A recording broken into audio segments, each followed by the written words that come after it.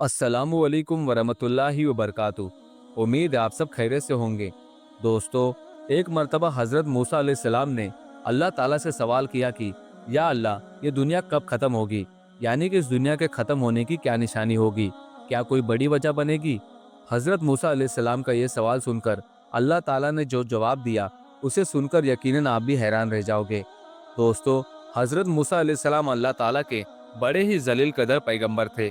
आप तमाम पैगंबरों में सिर्फ अल्लाह के आखिरी पैगंबर हज़रत मोहम्मद सल्लल्लाहु ताला अलैहि वसल्लम को छोड़कर आप वाहिद ऐसे पैगंबर थे जो डायरेक्ट अल्लाह ताला से हम कलाम हुआ करते थे। यानी कि आप डायरेक्ट अल्लाह ताला से बात किया करते थे। यही वजह है कि हज़रत मूसा अलैहिस्सलाम का एक नाम कलीमुल्लाह भी है, जिसका मतलब होता है अल्लाह रब्बुल इज़्ज़त से कलाम करने वाला। अक्सर हज़रत मूसा अलैहिस्सलाम कोहितूर की पहाड़ी पर जाकर अल्लाह ताला से बातें किया करते थे। उस वक्त अल्लाह ताला ने आपको इतनी सारी हिकमतें और सिफ़ातें अता फरमाई, जो कि आज हर इंसान के लिए एक बहुत बड़ी नसीहत है। इसके अलावा हज़रत मूसा अलैहिस्सलाम को रिवायतों में एक बहुत ही बहादुर और जल्दी गुस्सा आने वाला पैगंबर भी बताया गया है। लेकिन इनकी एक खूबी ऐसी थी, और वो यह है कि हज़रत मूसा अलैहिस्सलाम इल्म हासिल करने में बहुत ही ज़्यादा दिलचस्पी जाहिर करते थे। दोस्तों, इसी तरह से एक मर्तबा हज़रत मूसा अलैहिस्सलाम कोहितूर की पहाड़ी पर अल्लाह ताला से हम कलाम हो रहे थे। उस वक्त आपने अल्लाह ताला से पूछा, ए अल्लाह, ये दुनिया कब ख़त्म होगी?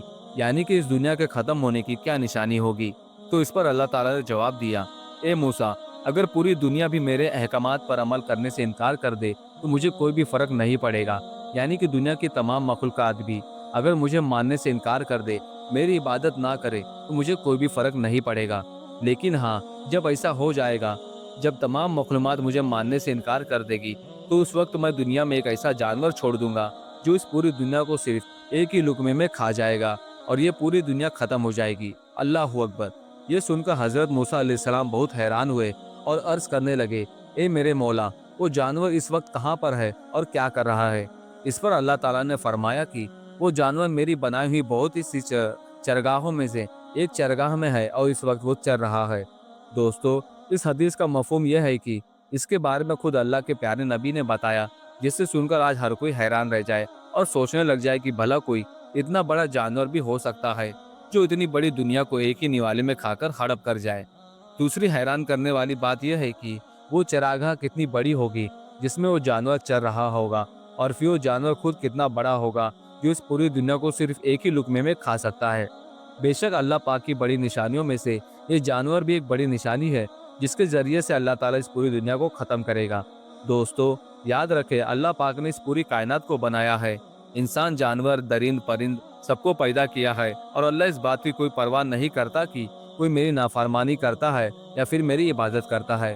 दोस्तों, अब आपको बता दें कि कैसे जानवर के बारे में अल्लाह के प्यारे नबी ने भी बताया है, और यही नहीं, इस जानवर का जिक्र कुरान पाक में भी आया है, और हदीस पाक में भी इस जानवर का जिक्र मिलता है। इस जानवर को अल्लाह ताला ने दाबतुल अरक का नाम दिया है, यानी कि ज़मीन का जानवर। और यह जानवर जब क़यामत आने वाली होगी, उस वक्त ज़मीन के अंदर से इस दुनिया में आएगा। यह जानवर निहायत ही अजीबो गरीब किस्म का होगा, और इसके अंदर तमाम तरह के जानवरों की सिफातें पाई जाएंगी। यानी कि इसका सर गधे के जैसा होगा, इसकी चाल घोड़े के जैसी होगी, इसकी दुम भैंस के जैसी होगी। यह जानवर बहुत ही तेज़ रफ्तार होगा, और ये उन आबादियों का चक्कर लगाएगा जहाँ पर अल्लाह ताला के नाफरमान लोग मौजूद होंगे। जिस वक्त ये चक्कर लगाएगा, उस वक्त इसके सीधे हाथ में हज़रत मूसा अलैहिस्सलाम का डंडा होगा, और उल्टे हाथ में हज़रत सुलेमान अलैहिस्सलाम की अंगूठी होगी।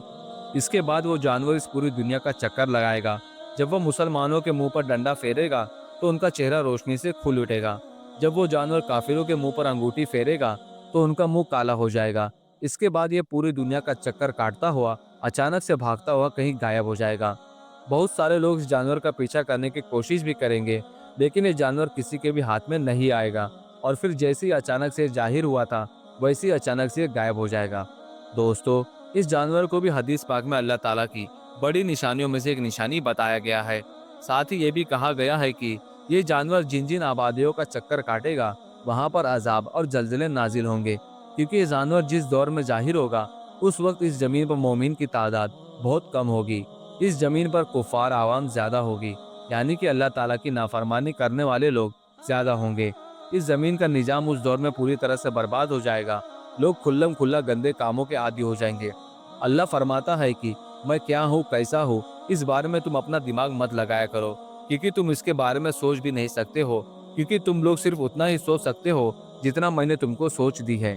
अगर तुम मुझे समझना ही चाहते हो तो मेरे बनाए हुए आसमान, सूरज, चांद और सितारों को देखो जिनको मैंने बनाया है, तो फिर तुम मेरी कौन कौन सी नेमतों को झुटलाओगे। इसीलिए दोस्तों, हम सबको चाहिए कि हम अल्लाह ताला की बनाई हुई इन चीज़ों को देखें, अल्लाह की कुदरत की निशानियों को देखें और सबक हासिल करें और अपनी अपनी आखिरत की तैयारी करें। यही नहीं, हम खुद को इन खौफनाक और बड़े हालातों से लड़ने के लिए खुद को तैयार करें, क्योंकि इस दुनिया ने ख़त्म होने का ऐलान कर दिया है। अल्लाह ताला से दुआ है कि अल्लाह पाक हम सबको तमाम तरह के फितनों फसाद से महफूज रखे। अल्लाह पाक हमें दुनिया और आखिरत की कामयाबी नसीब फरमाए और नेक और अच्छे अच्छे अमाल करने की तौफीक अता करे। आमीन। अल्लाह हाफिज़।